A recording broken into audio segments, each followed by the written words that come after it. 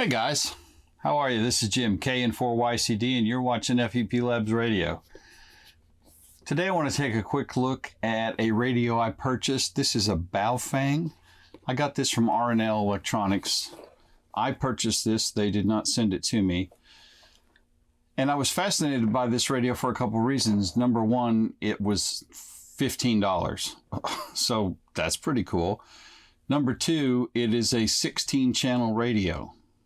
And it said 16 channels on the website, and I was like, well, that's interesting. And they showed a picture, and it looks like this. Now, I've opened this. The charger is out because I've already plugged in and charged up this radio. The box comes with a DC charger, a wall wart, and a base to stand this in. Of course, the antenna, a spy ear clip mic thing, you know, and then of course the radio and a battery and a belt clip, which does not screw in but snaps into the back of the battery. And of course it comes with an antenna. This is billed as a 5-watt radio, 5 watt, 16 channels. It is programmable with chirp. It is not listed as a BFC2. In chirp, you have to use BF888, which is what it says on the R&L website. And if you look on miclore.com, there's also CPS you can use. There's 2 different versions of CPS software that say they're for the BF888. And either one of those will program this radio. It comes with a bunch of random frequencies in it. I think it's another country's. It's not FRS or GMRS from here in the United States. It's a bunch of UHF frequencies. This is UHF only. It is channelized. Power on. 1. And it will tell you what channel it's on. And of course you can just, change channels. 3, 4, 5, 6, 5, so 3. That's how that works. Pretty straightforward. So that's about it for that. I'm going to hook the radio up to our meter here and let's get some power readings. It has 2 settings for power. It has low and high. So since it's listed as a 5-watt radio, I'm going to assume that high is 5 watts and low is probably 1. Okay, so we're set up here to do a quick power test. This radio is listed at 5 watts. This is a $15 radio. So, take that with a grain of salt. I have 1 channel set for high power, 1 channel set for low power. Our meter is on the 15 watt output range, and we are testing power. Right? Let's verify all that. Yep. Got our dummy load on. We have our little cable salad to go from the radio to the power meter. So this is high power. Let's get that. It's not quite, not reflecting on you. So there's high power. KN4YCD test 1 2 3 4 1 2 3 4. And that's not even technically 1 watt. And here's low power. And it's the same. 1. So that looks like that's giving us about 0.1 watts maybe, right? These are our power scales. This is the small scale, the 15 watt scale. So 15, 10, 5, 4, 3, 2, 1, and 1 should be this first large white one here. That should be 1, and we're going up 1 or 2 tenths of that scale. 1. Yeah, no matter whether I'm on the high power channel or the low power channel. So, okay. Well,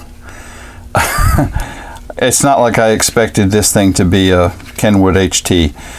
The other thing I wanted to mention about this radio, let me disconnect it from that and pull it back up here. So, of course, it uses the Kenwood connector. This also has USB, and that's a micro USB connector there for rapid charging. So that's not bad. Let's jump over and take a look at the CPS software. And we'll kind of look at that, and I'll talk about that for a minute. This is the manual that came with it. Not much to it at all, and it gives our specs. And it does say, well, okay, it says less than 5 watts RF power. So that would be a true statement. It is absolutely less than 5 watts. Okay, so I've got the Baofeng hooked up to this little guy. You remember him from the other day. This is my RF tap, and here's the Baofeng hooked up to it. And I have a dummy load on the through connection, and then my tap connection is going here to the input on the spectrum analyzer. And let me zoom this in a little bit so that you can see that a little closer.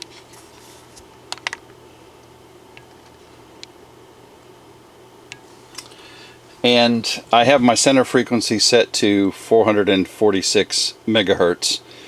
And the radio is on channel 1, which is the high output power channel. And apparently they're both exactly the same. So when we key up now,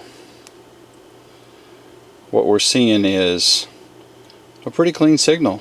Just one giant spike there. Our resolution bandwidth is at 1 megahertz, so let me change that and let's take a closer look. Let's also change to watts, and let's put our marker on. And this radio is putting out 24 microwatts, and that's through our tap. So you know, that's down considerably from whatever its original output power is. And as low as it showed up on the other meter, I could probably plug this straight into the spectrum analyzer without worrying about an RF tap, but we're not going to do that. What I was doing here was I wanted to show you the signal output, and it looks pretty clean, really. Let's change our resolution bandwidth, and there's 300 megahertz, and there's 130 kilohertz. And as we tighten down that resolution bandwidth, you can see we drop our noise floor down, but there is nothing there. Our frequency span, we're starting at 400 and going to 492. So let's change that. Let's change our start to 200 megahertz, and let's set our stop to 500 megahertz, and then let's key up again. Actually, let's set our stop to 600. That'll center us up a little better. And let's turn our marker back on. And